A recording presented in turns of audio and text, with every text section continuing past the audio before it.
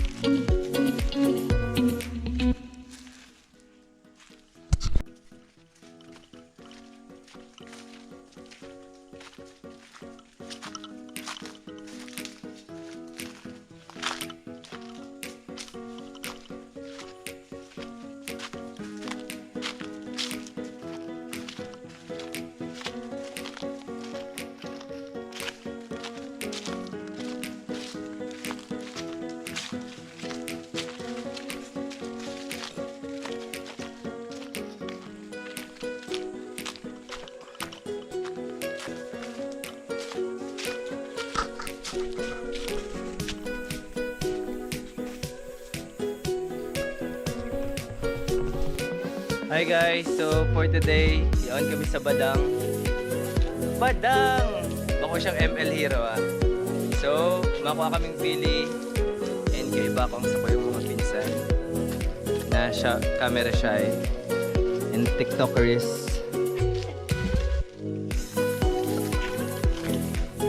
So, pwede ka magpurot lang. Hanap ka, hanap. Point and down. So, pusang nahulog ang mga pili.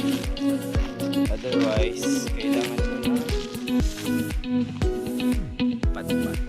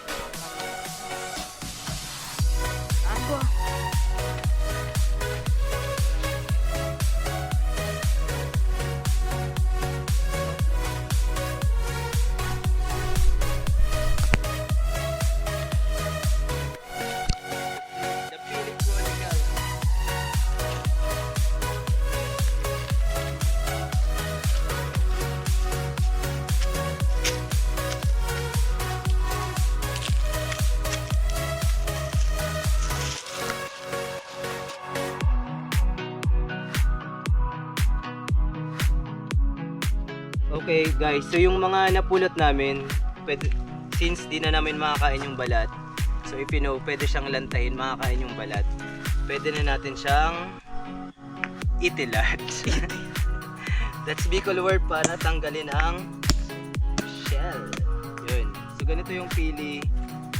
May shell and then yung laman niya. Ito yung pili nuts. And Napakasarap. Dito nyo lang matatagpuan sa Bicol.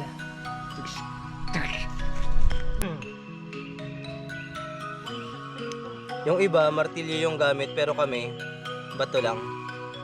Dahil Boy Scout kami.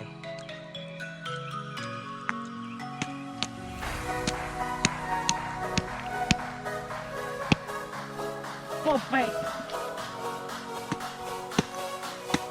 Sige, may effort. Yung first time na sinabi. Yun, dapat yung force niya, tamang force lang, hindi yung malakas yung pagkalat. Right, Julius?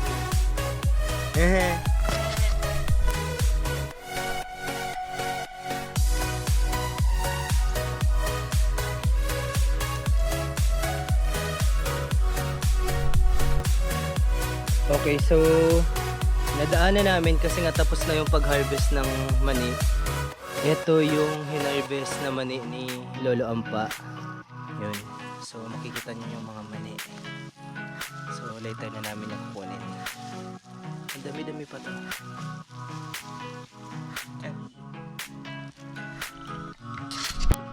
Okay guys, so nandito na kami sa bahay ni Mama Gurang. So province life.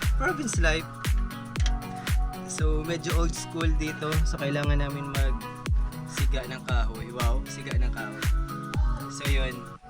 Papainit muna kami ng tubig and then ibababad namin dun yung pili. Then makikita nyo kung paano namin to gawin in a while. So kailangan lang mainit yung tubig. Okay guys, so ang ipiprepare na natin yung pili. So kailangan nating hugasan yung pili. So yun. Hugasan ng maigi kasi kakainin yung balat. And then ipiprepare na natin. Emergency. Prepare ng mainit na tubig.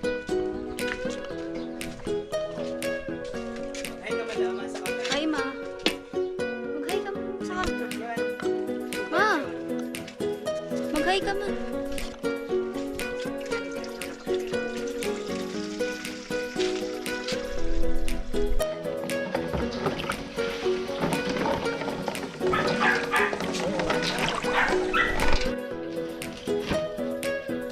So yung nakita nyong mani kanina na hinarvest, ito na yung iba.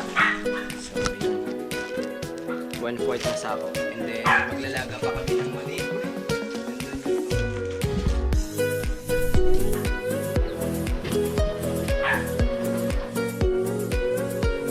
Okay guys, so dapat ang pagluto ng pili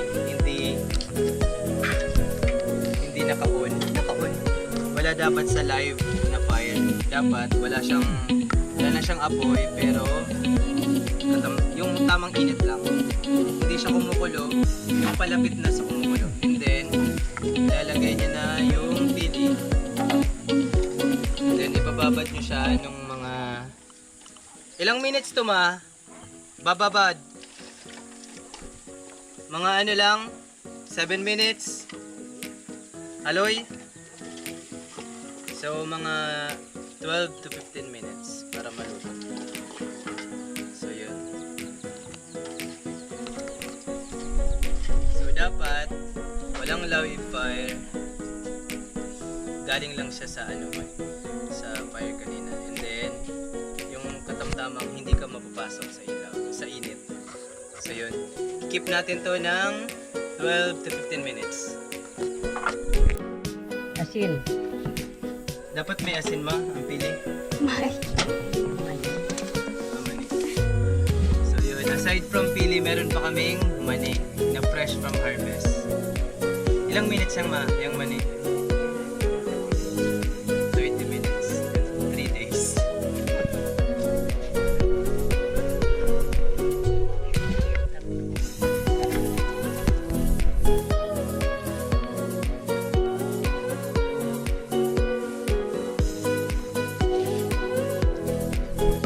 Okay guys, so after 12 more or less, parang 13 minutes.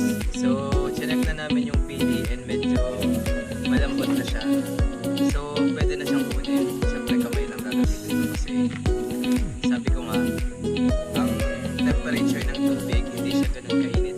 Malapit lang sa kulo. So, kayang-kaya ko siyang kunin gamit ng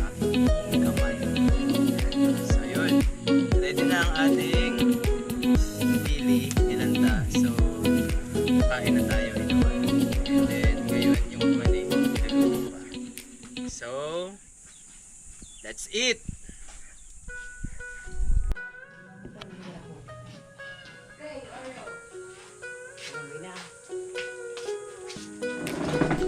Okay guys, so luto na yung lantang gulay. So, gulay, pili. Pares lang yan ma.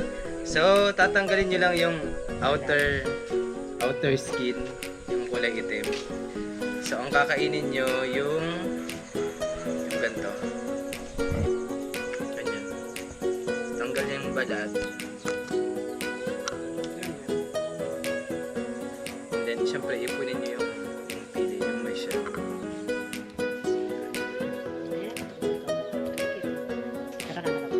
So, ito yung itsura niya. Tatanggalin nyo yung balat sa shell. And then, syempre may langaw. Yun.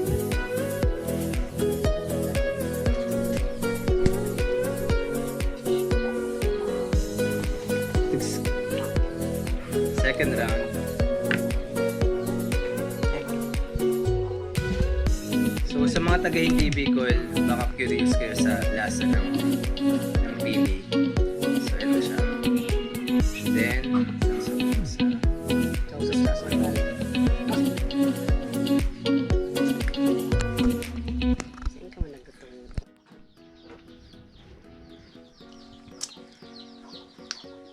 yung lasa ng pili guys, paano ko ba to explain? Para siyang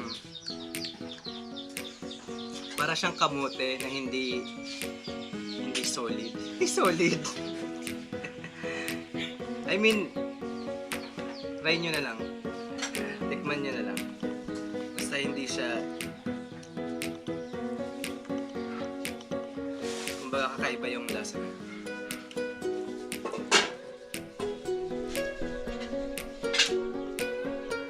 So, siseparate nyo yung may shell. Kasi, kunin nyo pa yung pili nuts sa loob.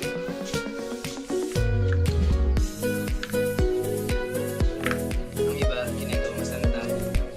Ang iba,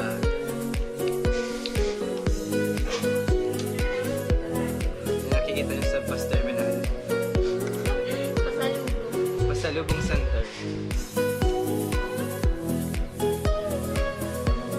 So, ang cameraman namin yung pinakagwapong si Julius Hale Alcana. Yeah! Bye!